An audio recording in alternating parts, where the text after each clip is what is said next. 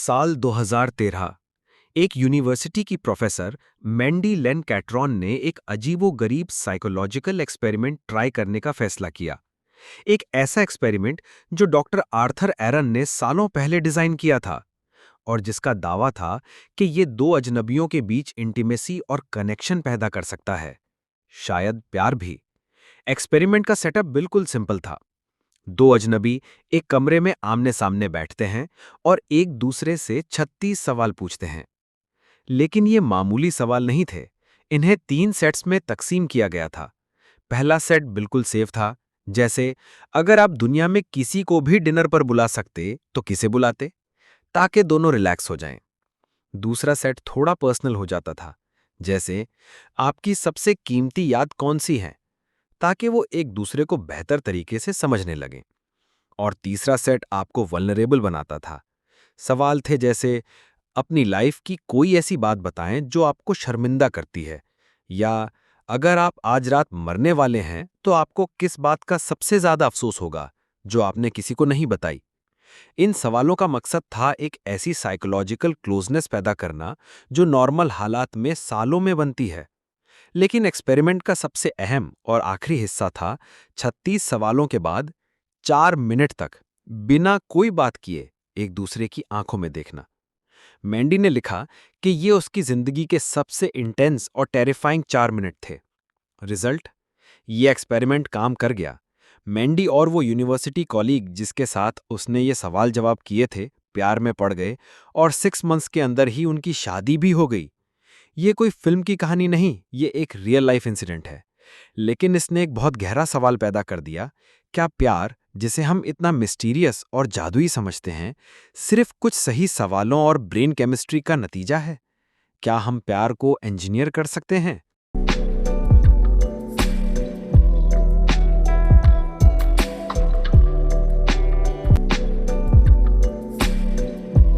अस्सलाम वालेकुम और नमस्ते दोस्तों। मैं हूं ज़ीशान शेख और आप देख रहे हैं क्रिएटिव माइंड्स। आज हम उस एहसास की साइंस को डिकोड करेंगे जिसने दुनिया में सबसे ज़्यादा पोएट्री लिखवाई है, सबसे ज़्यादा जंगें करवाई हैं और सबसे ज़्यादा दिलों को जोड़ा और तोड़ा है। आज हम समझेंगे what is the science behind love.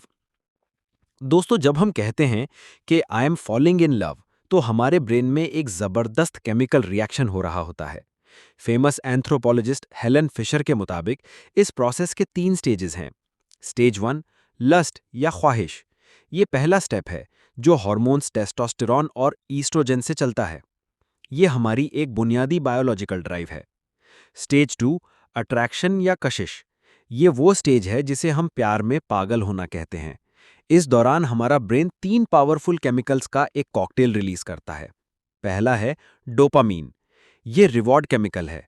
जब आप उस खास इंसान को देखते हैं या उसके बारे में सोचते हैं, तो आपका ब्रेन डोपामीन रिलीज करता है और आपको खुशी और एक्साइटमेंट महसूस होती है, बिल्कुल वैसे ही जैसे चॉकलेट खाने से या कोई गेम जीतने से।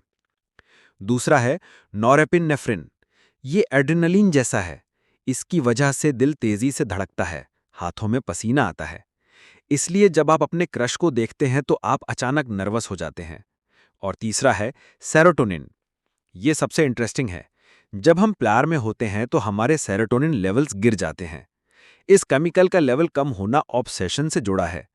यही वजह है कि आप उस इंसान के बारे में सोचना बंद नहीं कर पाते, वो आपके दिमाग पर हावी हो जाते हैं। केमिस्ट्री तो ठीक है, लेकिन हम किसी खास इंसान की तरफ ही अट्रैक्ट क्यों होते हैं? इसके पीछे जबरदस्त साइकोलॉजी है। पहला रूल, सिमेट्री। रिसर्च बताती है कि हम उन चेहरों की तरफ ज्यादा अट्रैक्ट होते हैं जो सिमेट्रिकल होते हैं, यानी जिनका लेफ्ट और राइट साइड एक जैसा हो। क्यों? क्योंकि एवोल्यूशनरी लेवल पर हमारा ब्रेन सिमेट्री को अच्छी हेल्थ और गुड जीन्स की निशानी समझता है। दूसरा रूल, द प्रॉक्सिमिटी प्रिंसिपल, यानी कुर्बत। हम अक्सर उन्हीं लोगों से प्यार करते हैं जिन्हें हम रोज देखते हैं, हमारे स्कूल, कॉलेज, ऑफिस या पड़ोस में। जितना ज्यादा आप किसी को देखते हैं, उतना वो आपको फैमिलियर और सेफ लगने लगता है। तीसरा रूल, द सिमिलैरिटी प्रिंसिपल, यानी हम उन लोगों की तरफ खिंचे चले जाते हैं जो हम जैसे होते हैं, जिनकी वैल्यूज, इंटरेस्ट्स और बैकग्राउंड हमसे मिलता जुलता है। यह हमें एक सेंस ऑफ वैलिडेशन और अंडरस्टैंडिंग देता है। चौथा रूल, द हेलो इफेक्ट, ये एक साइकोलॉजिकल बायस है।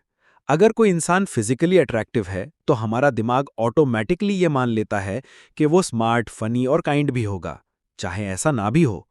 ये हमारे ब्रेन का एक मेंटल शॉर्टकट है। अट्रैक्शन का नशा हमेशा नहीं रहता।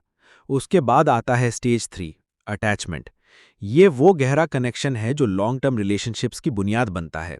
इसके पीछे दो अलग-अलग हार्मोन्स काम करते हैं। पहला है ऑक्सीटोसिन। इसे कडल हार्मोन कहते हैं। ये फिजिकल टच जैसे गले लगने से रिलीज होता है और ट्रस्ट और बॉन्डिंग के फीलिंग्स को मजबूत करता है। दूसरा है वैसोप्रेसिन।